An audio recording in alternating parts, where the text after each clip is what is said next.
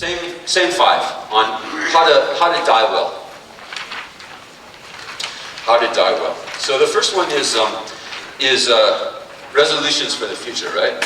So decide as you're dying. And this is also advice that you can give people who are dying, okay? So as you or the person that you're advising is dying, advise them just to make, as they're dying, to make a decision that they will never lose the wish to help others. Whatever little wish we have, whatever little compassion that we have in our hearts, make a resolution. May I never lose that.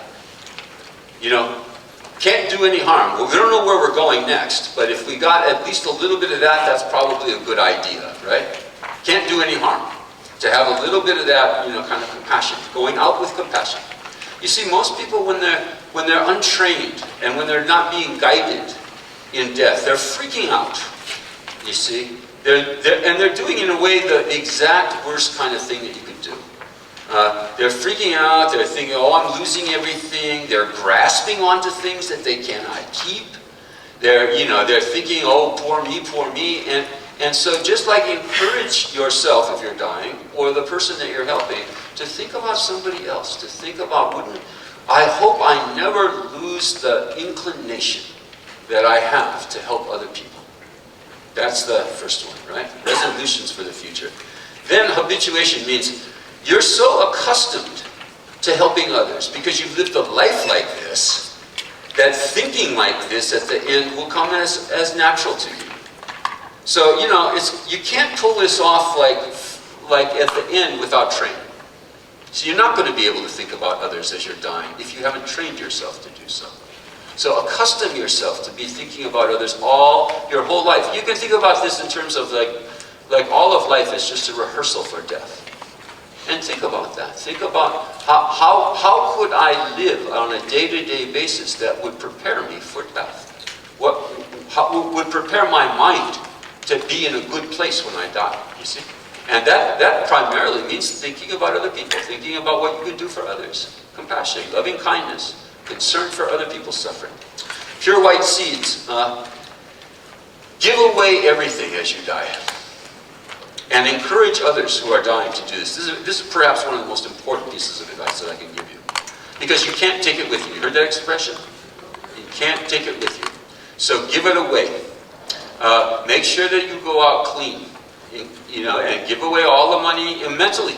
See, mentally, give away all the money, give away all the possessions, give away your job, give away your career, give away your degrees. You're losing it anyway. So give it up before you lose it, and go out clean, go out free. There's this whole thing about ghosts and haunted houses and stuff like that, and maybe there's something to that. A ghost who is haunting a house can't leave the house.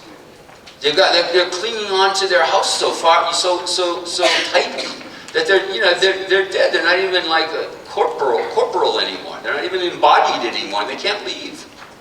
So leave. Let it go.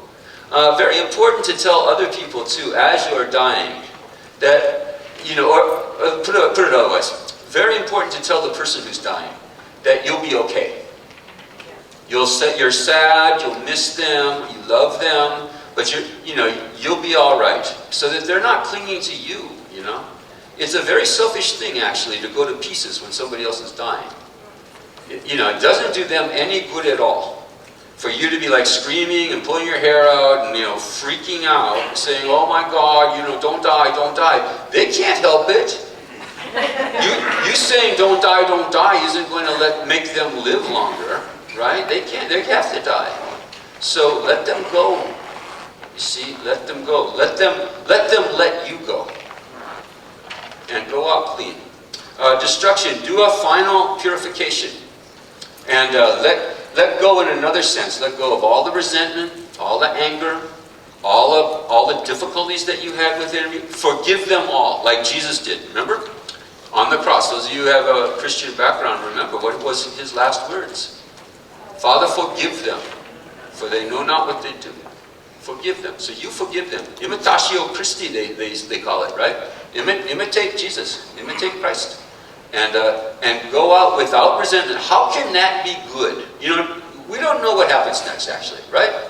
None of us can really say, oh, I know for sure what happens. You'll go to heaven, you'll go to hell, you'll be reborn. You know, nothing happens. You just like go into some black void. You know, none of us really know.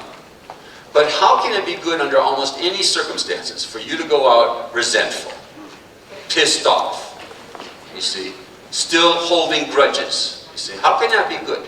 So, you know, we don't actually know what's going to happen to us after we die. So just like, you know, just expect the worst. You know, expect that there may be something afterwards. And prepare yourself for it. And go out clean in both ways. Don't be grasping, and don't be don't be grasping to things and to people, and don't be holding on to grudges. And encourage other people. Again, you know, this is one of the best things you can do for somebody who's dying. You say, you know, dad or mom or grandpa or grandma, you know, remember that argument that you had with Uncle so-and-so, you know, just let it go now. Forgive him, you see. Unilaterally and preemptively, you know, forgive him and just let it go now. It's not gonna do you any good in the afterlife, if there is an afterlife. You see, we don't know that there is, but if there is, how can that be good? You see. So what do you call it? Hedge your bets. Then, lastly, prayer.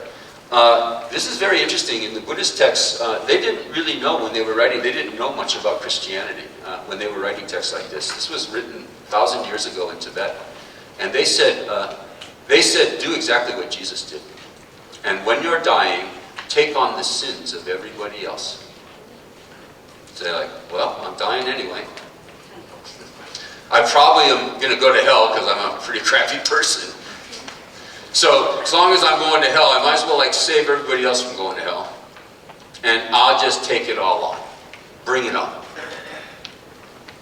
And that's pretty radical, isn't it? Yeah.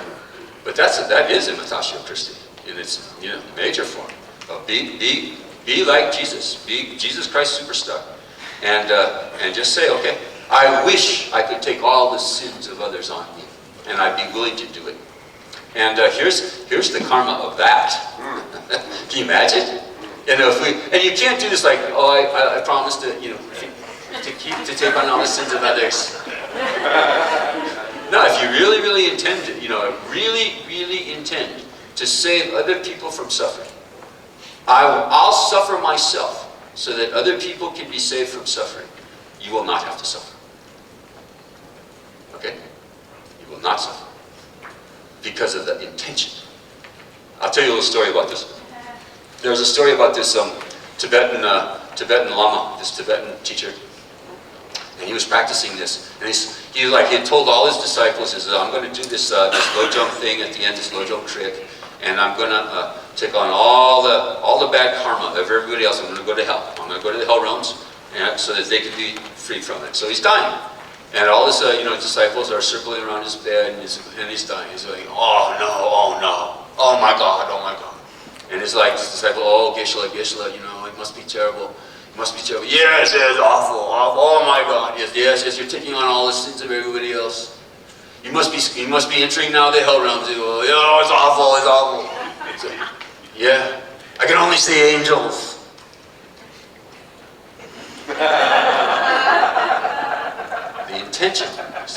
The intention to take on all the sins of everybody else made it impossible for him to see anything other than angels.